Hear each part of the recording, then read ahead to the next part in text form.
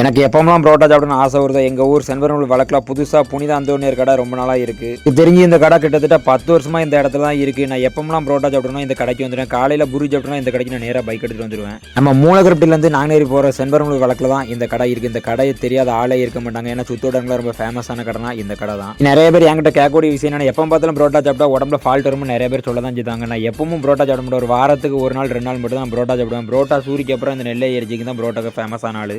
அதிலே நாங்கள் என்ன பாவம் பண்ணோமோ எங்களுக்கு கரெக்டாக தெரியல. அது வரைக்கும் வராத மழை நாங்கள் பைக்கில் ஏறணுன்னே கரெக்டாக மழை வந்துட்டு அதனால் லீவ் விழுந்து போச்சு. சரி வீட்டில் தான் நமக்கு புரோட்டா சாப்பிடணும் ஆசை எப்பவும் வந்துடும். அதனால் இந்த கடைக்கு நான் அடிக்கடி வந்துகிட்டே தான் இருப்பேன். சில பேர் நினைக்கிறாங்க புரோட்டா சாப்பிட்டா செரிமானம் ஆகாதுன்னு. புரோட்டா காலையில் நைட்டு மட்டும் நமக்கு சாப்பிட்டா கண்டிப்பாக செரிமானம் ஆகவே செய்யாது. மதியம் சாப்பிட்டா கஷ்டப்பட்டு நம்ம வேறு சிந்தி உழைச்சாலே அந்த புரோட்டா நமக்கு ஆட்டோமேட்டிக்காக செரிமானம் ஆயிரும். இந்த மாதிரி புரோட்டா சாப்பிட்டு எனக்கு பல நாள் கனவாக தான் இருக்கும். ஏன்னா புரோட்டா சாப்பிட்டா தான் எனக்கு ராத்திரியான தூக்கமே வரும். முதல்ல புரோட்டாக்கு காம்பினேஷன் கண்டிப்பாக நம்ம வந்து காப்பி குடிச்சு தான் ஆகணும். இந்த வீடியோ உங்களுக்கு பிடிச்சிருந்தா கருத்தை கமெண்ட் பாக்ஸில் கமெண்ட் பண்ணுங்க. நம்ம ஐடியா ஃபாலோ பண்ணிட்டு போயிருங்க.